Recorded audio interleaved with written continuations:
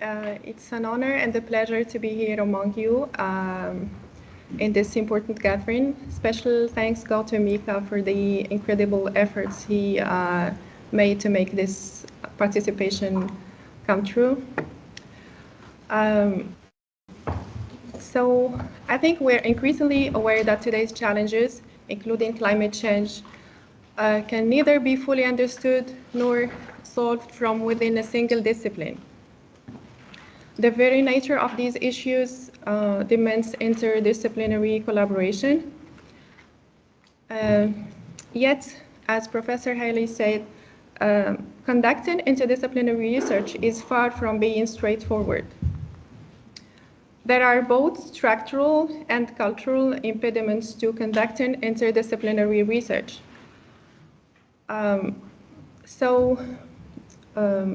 As Professor Haley mentioned, we have strong disciplinary boundaries, which makes communication and collaboration a bit challenging. We have quality control processes, so hiring and promotion are strongly rooted in disciplinary thinking. Although there are efforts in making funding more accessible to interdisciplinary research, but criteria are still, it's very competitive to get funding for interdisciplinary research. We have also, different disciplines have different epistemologies, different methodologies, different terminologies, which makes communication, again, challenging. So the question that arises then, how do we make these impediments, how do we overcome these impediments? How do we make communication or interdisciplinary research possible? I'd like to make an analogy here between educational change and the shift towards interdisciplinary research or science co-creation. As both processes, educational change and research shift involve dissatisfaction with previous situation, defining new purposes, adopting new practices to ultimately reach different outcomes.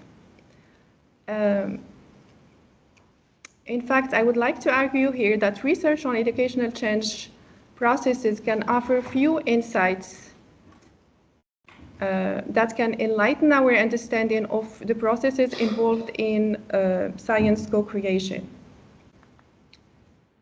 So insight number one, we need to understand this shift towards science co-creation as a cultural shift, since the transition toward interdisciplinary research and inclusive research, of course, is concerned with change in practice underlain by shifts in beliefs, attitudes, and values.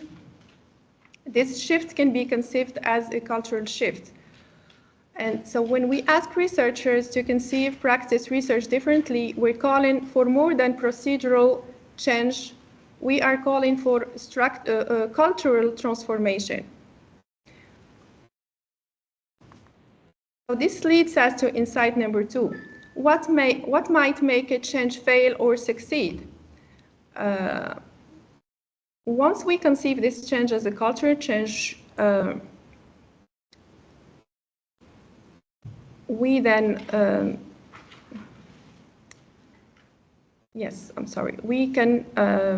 we can ask the question how to make this change succeed.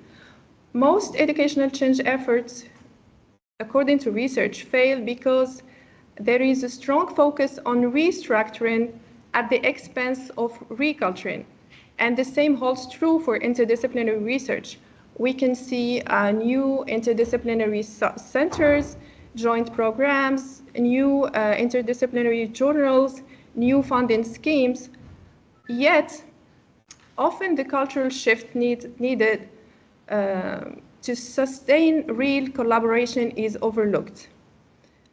Skills, when we talk about culture, we focus on skills. However, communication and teamwork skills are not enough. Sorry.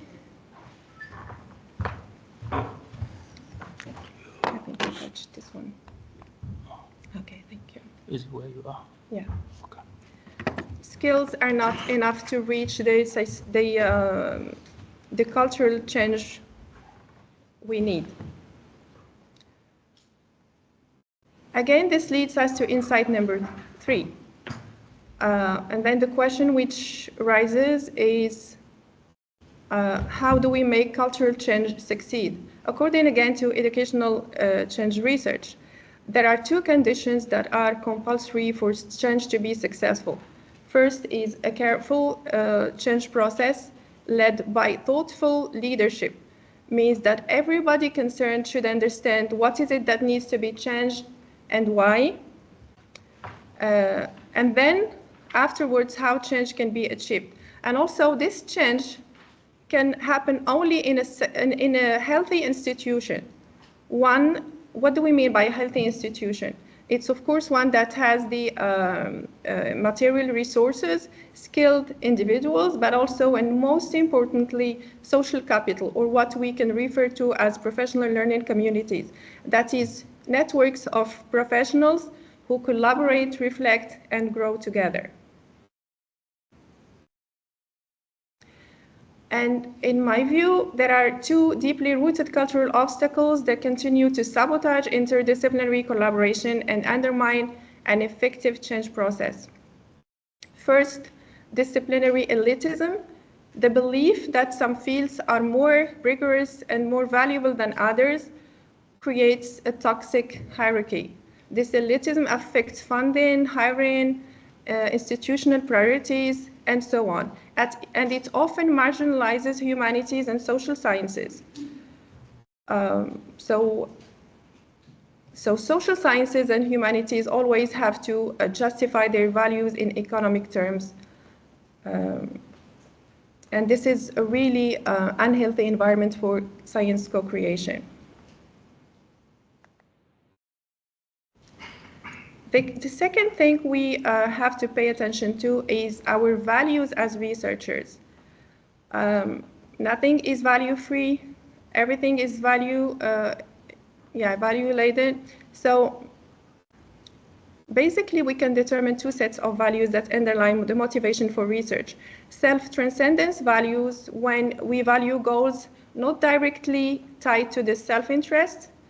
And so these are values of openness, humility, and which are believed to correlate with collaboration, more collaboration.